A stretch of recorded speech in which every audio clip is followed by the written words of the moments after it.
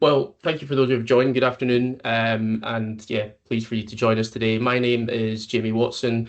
I'm the Commercial Director for Government here at Hitachi Solutions. And yeah, really pleased to invite you along to this online briefing where we're going to be introducing our Secure Multi-Cloud Connector, or SMCC, as I certainly may refer to it as throughout the briefing. And just before I walk you through the agenda, I want to provide a little bit of context to set the scene for the briefing today, which we're generally really excited to be sharing with you. So, for those of you that have seen the article in the last couple of weeks or so in Public Technology, some of what we'll share will be familiar with you. But those of you who haven't, Hitachi Solutions has been recognized for achieving a major breakthrough in government cloud interoperability. We've done that by working in very close partnership with our colleagues at Microsoft to deliver a proof of concept for a large central government organisation who work within public safety and handle some of the UK's most sensitive and private data sets. The POC itself has demonstrated, and for the first time, that Microsoft tools and technologies can run securely on AWS data, and by extension, on other cloud providers like Google Cloud, and also on-premise environments and data stores. And we can do that securely, we can do that at scale, and we can do it with government-grade compliance. And that's a huge step forward in addressing one of government's most difficult challenges. You know, how do we achieve secure, compliant interoperability across multi-cloud platforms whilst maintaining that, flexibility to use and deploy the applications that you choose and that serve your needs and your user needs the best. It's important to note here also, though, that we are in the early stages of this journey. We're just moving beyond proof of concept and proof of value into the project, into the deployment phases. But we've chosen to share this with you now because so many organizations, not only in central government, but in local government too, are already working in these multi-cloud environments. They're struggling with the interoperability aspects whilst looking to very, very quickly access leading technologies that Microsoft provides, like Power Platform, like Copilot, and like Dynamics. And the Secure Multi-Cloud Connector solves that problem, which means for you folks here on the call today, you're able to deliver more, deliver better, and ultimately improve citizen services. And it really goes beyond just the removal of vendor lock-in and securely kind of accessing data sets across cloud environments. It enables you to, deliver meaningful and tangible AI and low-code solutions and do them in a drastically shortened and de-risked timeframe, whilst adhering to those key risk and compliance policies that sit across government. And that's why we're really excited to share this with you today and to join us in this early part of the journey. So hopefully that's set the scene sufficiently, and now I will run through the agenda quickly for the briefing. I'd also like to introduce you to our wonderful speakers today.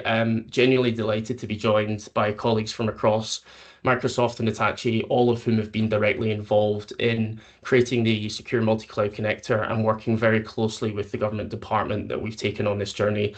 I'll let Andy, David, and Jesmine introduce themselves as we walk through. But in the next 25 minutes or so, we'll hear from Microsoft about their vision for government. We'll then take a deeper dive into what the SMC is, what it unlocks strategically, technically, and practically. We'll then look at some use cases and highlight the key security and compliance considerations before looking at how we can get you started on your multi-cloud journey, and then moving on to a Q&A session, which I think we've left plenty of time for. So just before I hand over to Andy, the session is being recorded, and if you do have any questions, I'd be really grateful if you can either put them in the chat and we'll get them at the end, or wait until the Q&A session itself at the end. Raise your hand, come on camera, and feel free to ask the question directly. But great to see everyone here today, and without further ado, I will hand you over to Andy. Yeah, thank you very much, Jamie, and privileged to be here this afternoon. My name's Andy Clough. I run the AI business process team here at Microsoft for public sector. An AI business process is products like Power Platform, Dynamics 365, Contact Center, those type of platforms. This development by Hitachi is really exciting. It really opens the gateway for lots more collaboration with data and to improve citizen services. In public sector, it's not reasonable to expect every single data system to sit in the same environment. We're a regulated industry, we've got strong procurement rules, and it's just unreasonable to expect everything to sit in one environment. I'd love everything to sit in Microsoft Azure, but clearly that's impractical and not very fair. Security is a massive priority and a concern as well. You can't pick up the newspaper or switch online to see a new security issue in the UK at the moment. So absolutely has to be a focus. And I know that's one of the key areas that Hitachi focused on in creating this solution. In public sector organisations, there are lots of different data systems of record, and many systems for legacy business lines. It could be patient, offender, tenant, taxation, all sorts of different areas. And it's also unreasonable to expect them, A, to all be in the cloud, but all to be shiny brand new systems. A lot of those systems have such great legacy data, it's difficult to change them. If it's cloud or if it's on premise, the great news is Hitachi can now bring that data together. Hitachi's solution really takes us forward. It allows for a central system of record, a central piece of data that can bring information together from the various cloud environments in a secure and compliant way. It allows that central system to be accessed via Dynamics 365 from Microsoft, Contact Center, Power Platform, or other data systems to allow common system for reporting. This leads to cost reductions, easier to use systems, better reporting, but also should lead to better citizen services, but also make life easier for the civil servants trying to run these systems. Let's get into the detail. It's a really exciting breakthrough, and I'm going to hand over to David Reed to tell us more detailed information about what's been achieved. David. Thank you, Andy. So with that, I just want to give a quick intro. So I'm David Reed. I've been involved in this solution from the beginning. While I was at Microsoft, for probably about 18 years. But over the last year, we were working closely with Hitachi Solutions and this government organization to prototype and put together and design the secure multi-cloud connector with all the constraints that they had. 4 months ago, I moved to Hitachi Solutions, and I'm really pleased to see how this has developed over this time. So we're going to look now at what is the strategic value unlocked by this secure multi-cloud connector. So it's going to turn today's constraints into opportunities by keeping data where it is and using the best Microsoft tools for users and raise the bar on security at the same time.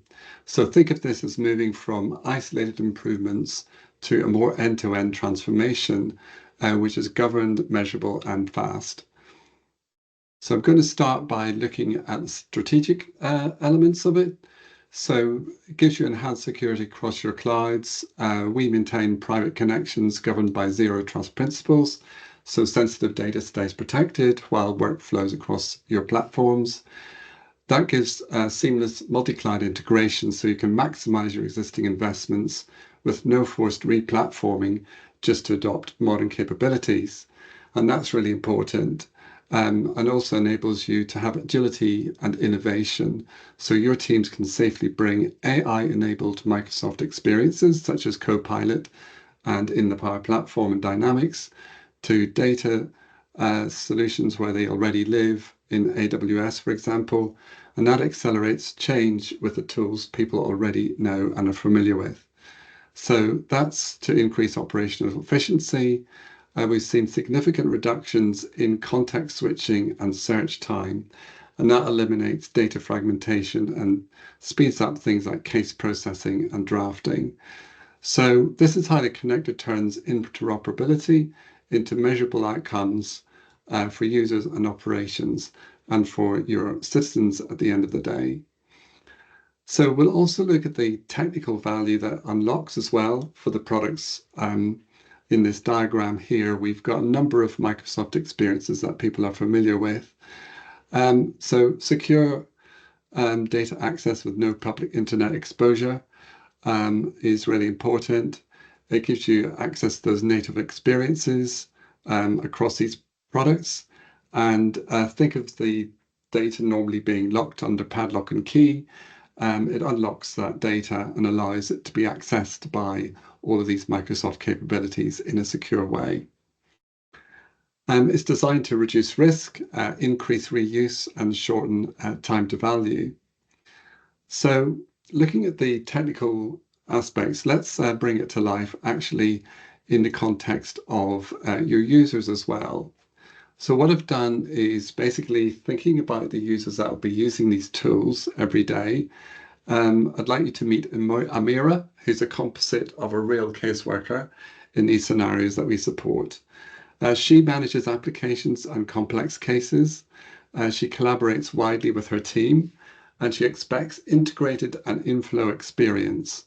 That means her toolkit is familiar. She's using Microsoft 365 tools, Copilot, Dynamics 365, Power Apps, all to help her summarize her work and suggest next steps. And the principle is simple. We don't want to force Amira to leave her flow just to fetch data that sits in another cloud. We want to bring the data securely to her workflow and not the other way around.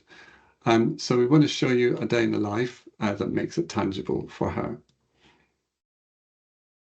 So typically, Amira will be working across multiple applications, and she'll also be collaborating with many other members of her team.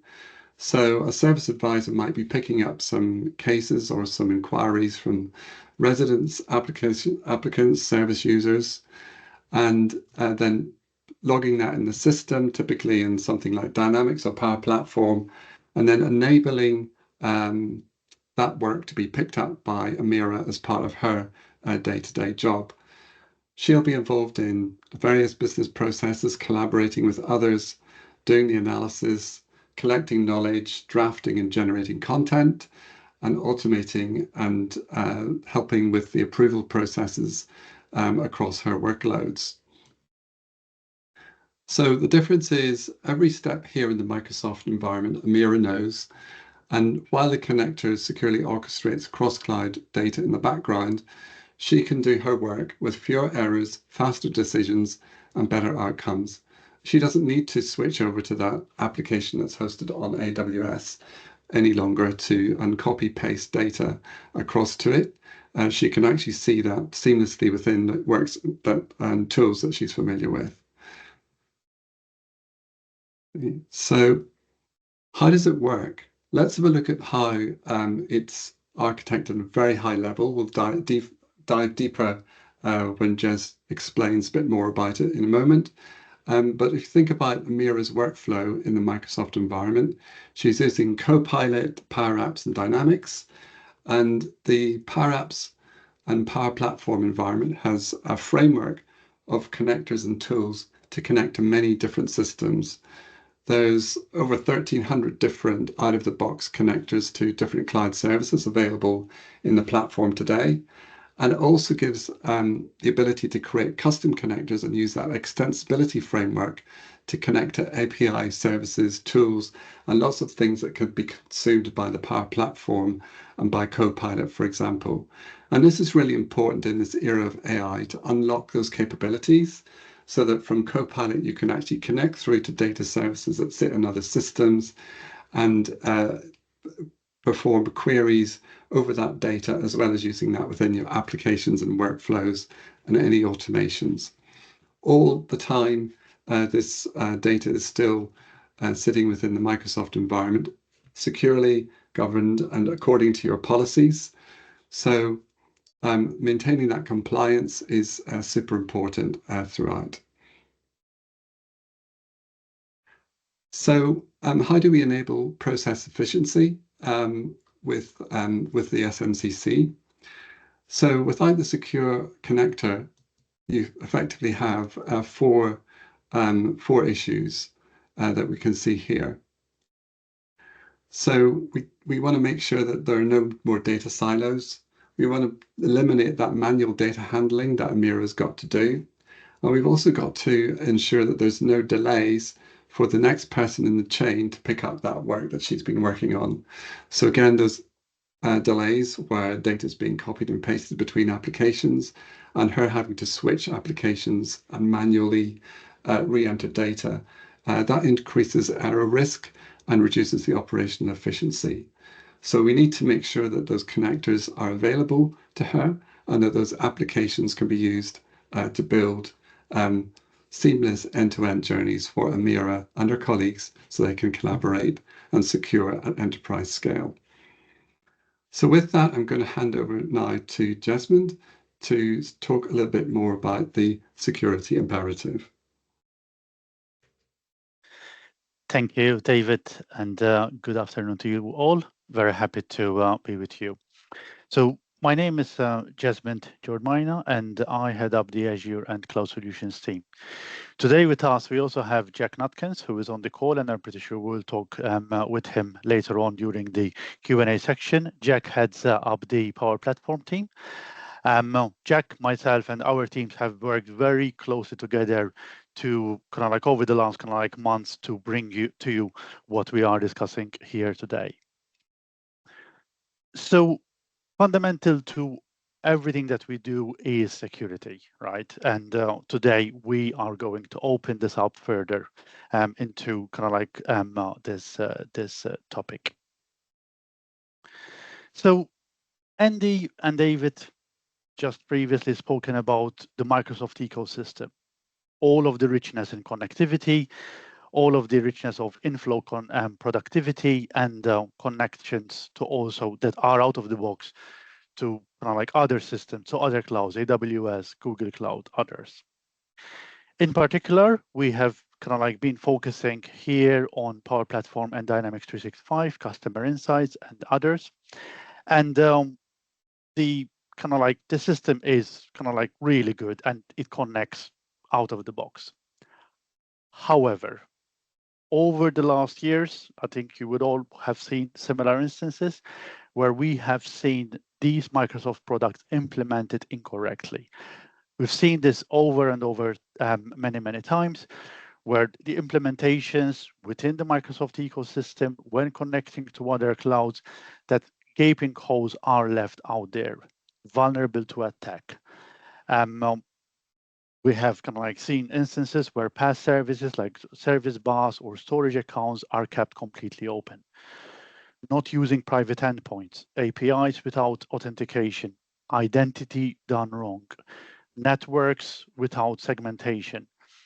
The list continues over and over again, and all of these things are made much worse when you introduce other clouds, right? So the attack surface, when you have kind of like data split across systems, split across clouds, the attack vectors becomes bigger and bigger. We have also seen instances where government departments obviously are aware of the guidance, but they do not have any option but to connect, but to use these standard tools from Power Platform and from Dynamics. So they are aware that they are not following the latest guidance, but there is no other option. Where do these security gaps leave us with today's cyber threats? As Andy alluded to, we have kind of like at the moment, it is all over the news, right? We have seen the hacks for Marks and Spencer, Jaguar Land Rover, like last weekend with the Kiddo Nursery. It's over and over again happening. But this is not really something new. Yes, it is in the news, but it has been happening. Over the years, we have seen hacks on other countries, on other governments, attacking critical infrastructure. There are different types of hacks that we have seen, ransomware from groups asking for money and bringing down businesses, state actors attacking national infrastructure, and also hacktivists making a point by breaking into a system. So the threat has escalated, and this is where we have been seeing government entities and other entities like the NCSC issuing stronger and stronger guidance. What does this mean for government services, which I believe we all or most of us will be working on? We may have the best digital transformation, the more digital services, innovative, human-centric. But if security fails, we all know what could happen. So with that, I now wanted to move briefly to kind of like some of the guidance that we have seen issued from these entities. So in here, we're talking about government entities. In particular, there's Azure. Within the government entities, there is NCSC and the Cyber Assessment Framework. And in here, there are loads of kind of like guidance with that is issued. And in here, we are highlighting, for example, the NCSC principles, which talks about data protection and different facets that we need to look at it, right? Looking at encryption, looking at networking, looking at authentication, identity, so on and so forth. And here we also see kind of like how we should have those security measures to be more protected because of cybersecurity.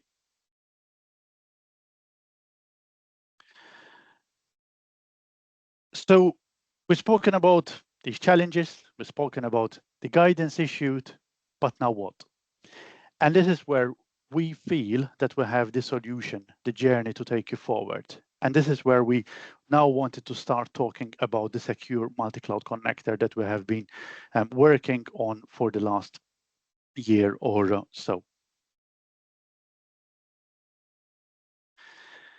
So what have we done? So we had a requirement which was brought over to us with by Microsoft. And we had this large government department that wanted to connect Dynamics 365 Customer Insights and Power Platform to their data within AWS. They had a requirement. They also wanted message-based integration between the two systems, bi-directional. But most importantly, they wanted to go through all of the security guidance, ensuring that data is not flowing through public internet and kind of like a number of other things, which I will be talking over this and the next slide. So as part of this engagement, we had a 10 or 12-week proof of concept where we have worked very closely with the central government department, the NCSC team, but also Microsoft, working very closely together, discussing the architecture, discussing the design, but also bringing this product to life. As part of this, we have been very kind of like good. We have established a hybrid team. That hybrid team included architects and engineers from the Azure team, architects and engineers from the AWS team, team members from the Power Platform and Dynamics team, and also from our data team colleagues. The collaboration was really good, and it's something that Jack, I, and others here on the call, we have really enjoyed. We have really enjoyed those kind of like bi-weekly stand-ups where we have constantly been discussing the guidance and making the product better. So we know that before I move to the next slide, we know that this is a common problem, and we want to share what we have kind of like the journey that we have gone through, and I hope that we can discuss further with yourselves later on how may we help you in your journey and with your particular landscape. So without further ado, I'll move into the solution slide. In here, as mentioned, we had the Power Platform and Dynamics, and we wanted to connect data from AWS. In particular, in this particular POC, we are assuming we have data in S3 buckets. Power Platform and Dynamics can connect to S3 buckets. That is available. You can connect through that over the public internet securely, of course, using the standard authentication and the standard keys, but that is going via the public internet. And this was security rule number one with the government entity did not want. They all wanted to go through their secure networking, not having data flowing through public internet. So this is where we have worked together to remove that line to the public internet. And to do that, we have achieved that by introducing the Azure cloud. By introducing the Azure cloud, in here we are establishing a coupling between Azure and AWS, and that removes the need to kind of like for any data to traverse from the public internet. So in here, you see the high-level architecture of what we are talking here. This is a modular architecture, and in this case, it is like this for this particular POC, for this particular example, but every case, you will have your own specific landscape. You will have your own specific networking. Starting from the networking side, and here we can see that there is the VPN gateway via IPsec between Azure and AWS. This is to prove the POC, right? And it works at the software level, but we are aware that you may have your own networking infrastructure to connect clouds. You may have products or architecture like Aviatrix or others. So the VNet to VPC connectivity will be replaced with whatever your to preferred kind of like architecture is, or it can remain as VPN. Of course, there are certain limitations which you may hit in this case, but yeah, we kind of like can work with yourselves to see what element to replace with. At the higher level, you will notice that we have data being available at within the S3 bucket on AWS. The data is made available to the AWS SQS service, where it kind of like is sending messages to the Azure and then subsequently to the Power Platform and Dynamics. So in here, when a message is available from S3, and obviously in here we're talking about S3, but there will be your kind of like point systems which kind of like process data, whether it's within S3 or other databases. Data is available within the messaging system. Then we make that available within the Azure Service Bus, and then from there onwards, we have a system within Azure Functions and API management to make that data available to the entire Microsoft stack. This can be Power Platform and Dynamics, but we have also proven that this will work with Copilot Studio and other systems. So data, when it's being made available to Power Platform, is never one of the requirements that we had. The data is not sitting with the Azure. We did not want to make data to be replicatable within the Azure framework. So there is the message which says, yes, I have got a record, and then Power Platform goes and consumes it, right? You may have a requirement that data needs to rest within the Azure framework, and we will work accordingly with your set. As part of the solution, we have ticked a number of security boxes. We have ensured that data is protected at transit, at rest, and at transit. We're using the base encryption from AWS and Azure. We are managing secrets properly. We don't have any long-living secrets living in Key Vault, for example. That connectivity and that identity is established between Azure and AWS using OIDC. Also, DNS discovery, when you are kind of like having names within AWS or Azure, you will have those domain names, which typically they will go external to the internet to go and resolve them. What we have done, we are using local domain infrastructure so that those calls are not reaching the internet. That also reduces the surface attack for DNS attacks. And we also have worked together with regards to having one governance pane. So security is in here controlled by the Azure Entra, but obviously in here, the government department, they had their own AWS identity and those SIEM systems, and all of this information is available across the clouds. So yeah, this is a high level kind of like view of what we had. Obviously, we have a loads of like more architecture diagrams and topics that we can discuss with yourselves. Perhaps we can answer some of the questions later on, but yeah, hopefully we can engage and discuss this further with yourselves. And with that, I will now hand over to Jamie. Perfect. Thank you, Jez. Okay, so just before we move on, I'm just going to very, very briefly wrap up and talk about what some kind of logical next steps might look like for everyone on the call today. So hopefully you've seen how our cloud connector can make it possible to unlock technologies across the Microsoft stack, all in a way that meets the highest standards of government security compliance. And we can do this in a matter of weeks. So you can deploy this really quickly for your users who this is ultimately for, right? Because It's going to enable them to be more effective. It's going to enable them to be more productive, and use the applications that best meet their needs. And hopefully what we've presented today is really helped to kind of bring that to life, but we very much welcome your thoughts, your feedback, and any questions that you might have. With regards to next steps, there is no one size fits all. I think Jasmine referenced that quite clearly there, but we would really like to bring this conversation directly into your department. And to do that, we're keeping it pretty simple and straightforward. We're offering one-to-one sessions with the team that have presented today. And during those calls, we'll look more specifically at your department's environments, current setup, and cloud architecture. We'll understand what your desired outcomes are, your challenges, use cases, and importantly, those human needs. And from that, the ideal outcome is that we're able to work with you and propose a tailored way forward that helps you to achieve secure, effective cloud interoperability. And finally, and I think very, very importantly, in government right now, we have a huge amount of empathy with the general task that's been set UK-wide to deliver more and deliver more with less. And with that in mind, we're also going to use the sessions to explore the potential availability of funding to your organization and department from our amazing colleagues at Microsoft.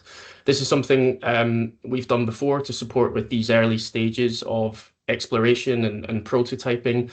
And we used this approach in the case study that we shared with you today, which has really, really helped them to unblock and accelerate their ability to innovate and ultimately support their journey towards cloud interoperability. So after this session today, for those of you that have joined and those who are unable to, we'll reach out to you with details on how to book that session, and we very much encourage you to bring along colleagues and peers who weren't able to join the briefing today. Right, I think we'll wrap up then, folks. I think just on behalf of the whole team here, thank you very much for joining us. I appreciate time is massively precious, but we hope you found it valuable. Please do share the insights and learnings from today with colleagues that can't attend. And we very much look forward to catching up with you in those one-to-ones over the coming weeks. So unless there's any more from any more, have a great week, have a great day, and we'll speak to you very soon. Thank you.